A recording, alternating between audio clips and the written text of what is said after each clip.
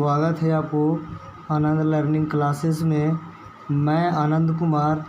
देखिएगा, इस वीडियो में हम बताने वाले हैं sweetest love I do not गो का समरी यानी कि जो आपको संक्षेपण 5 नंबर का आता है। बहुत ही VVI है, हर वर्ष इससे क्वेश्चन आता है और इसका पहला पार्ट हमने आपको कर दिया है, जो इसका पोएम पढ़ाया था। तो पहले अब जा कर के पहला पार्ट को वीडियो को देख लेंगे, पार्ट 1 को, उसके बाद वीडियो पार्ट 2 को देख लेंगे। तो देखिएगा इसमें क्या समरी है, उसी चीज़ को इसमें संक्षेप में लिखा गया है। तो देखिएगा यहाँ पे लिखा हुआ है कि sweetest love I do not गो। देखिएगा इसका मतलब ही बताए थे हम उस पोएम में। देखिएगा, sweetest love I do not go has been composed by John Donne. कहते हैं कि sweetest love I don't go जो कविता है, पोएम है, किनके द्वारा लिखा गया है? जॉन डन साहब के द्वारा लिखा गया है। तो आगे है he is called a metaphysical poet, और उनको कोची के नाम से जाना जाता है? तो मेटाफिजिकल पोएट के नाम से जाना जाता है। बताए थे ना, जॉन डन साहब को मेटाफिजिकल पोएट के नाम से जाना जाता है। He was born in 1572 in England. कहता है कि उनका जन्म जो हुआ था 1572 ईस्वी में हुआ था। कहाँ में? इंग्लैंड में हुआ था। और he is well known for songs and sonnet. हम इसको ऑब्जेक्टिव में भी बताया था कि और जॉन डन साहब के कोची के नाम से जाना जाता था सॉन्ग एंड सोनेट। सोनेट क्या है? तो जो 14 लाइन का पोएम होता है उसे सोनेट्स कहते हैं। आगे एस्टेरिस लिखे थे, आगे एल्गिस लिखते थे, सेरमॉन्स लिखते थे ना, प्रवचन बोले थे, चुटकुला बोले थे, ये सब लिखते थे वो। आगे है in this poem the poet has to go to Germany and his wife. कहते हैं कि इस पोएम में, इस कविता में वह कहाँ जाते हैं? जर्मनी यानी कि यूरोप जाते हैं, और उनके वाइफ जाने से मना करते हैं। देखिएगा कौन है उनके वाइफ का नाम है Anna More. Anna More doesn't want to allow him. Anna More कहीं जाने से उनको रोकते हैं, अलाउ नहीं देते हैं, जाने नहीं देते हैं। तो आगे बोलते हैं the poet makes her understand that just as the sun sets in the evening as rises again in the morning in the same way. कहते हैं कि जिस तरह से पोएट एक उदाहरण देते हैं, कहते हैं जिस तरह से तुम समझो कि जिस तरह से सूरज है जो हमेशा से सन सेट्स होता है, मैंने सन हमेशा सेट्स हो जाता है, इवनिंग रोज़ होता है, और सुबह भी हो जाता है, अगेन बार सुबह होता है, हर मॉर्निंग भी होता है। उसी तरह से I will also come to you with more speed than the sun. उसी तरह से हम सन से भी बहुत स्पीड से, बहुत ज़्यादा तेज़ी से हम आपके पास, जैसे ही यात्रा पूरा होगा हम आपके पास चलाएंगे। कहाँ से? यूरोप से, जर्मनी से। आगे बोलते हैं he says that man's power is feeble. और कहते हैं कि मनुष्य की पावर इतना कमज़ोर है बिकॉज, क्योंकि ही कांट्स रिकॉल हीज पास्ट आवर, क्योंकि वो जो उनका जो बीत गया है समय उसको ला नहीं सकते हैं। इस पोएम को बहुत बढ़िया से पढ़ा चुके हैं, पार्ट 1 जाकर देख लीजिएगा, सब समझ में आ जाएगा, सब उसी में से लिखा गया है। आगे है ही tells her not to cedars because death takes his soul away. और कहते हैं कि जब तुम ये बात बोलती हो नहीं जाने का, जब तुम रोती हो तो ऐसा लगता है कि मेरा सोल अवे, मेरा आत्मा है जो मुझसे दूर जा रहा है। आगे कहते हैं एट लास्ट, लास्ट वाला पोएम में कहते हैं he says that the people who are in each others heart never separated. कहते हैं कि लास्ट में वो बोलते हैं कि मान लो कि हम लोग जो हैं एक ही बेड पर, ईच अदर माने एक दूसरे को हमेशा एक ही बेड पर कहते हैं कि सोए हुए हैं, ऐसा कुछ कल्पना करो। और John Donne was sad for his beloved, और वह जॉन डन साहब दुखी होते हैं अपने बिलव्ड अन्ना मोर से।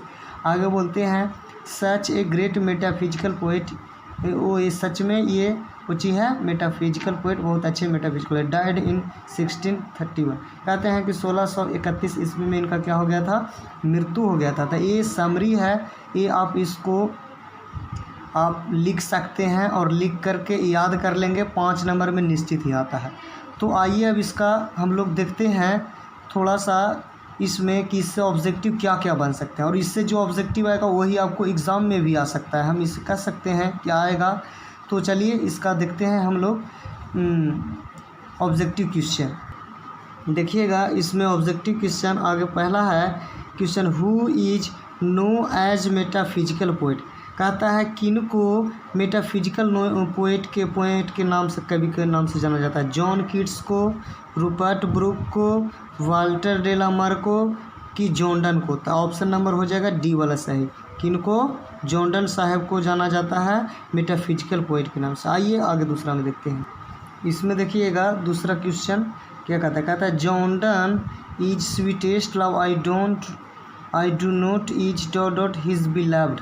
मतलब उनसे ट्राइड ऑफ थे, एग्री भी थे कि सैड फॉर थे। मतलब जो sweetest love I do not गो मैंने जाने की अनुमति नहीं देते हैं, तो वो बिलव्ड से कौन थे उनके? सैड थे, तो हो जाएगा sad for. Option number C वाला सही हो जाएगा।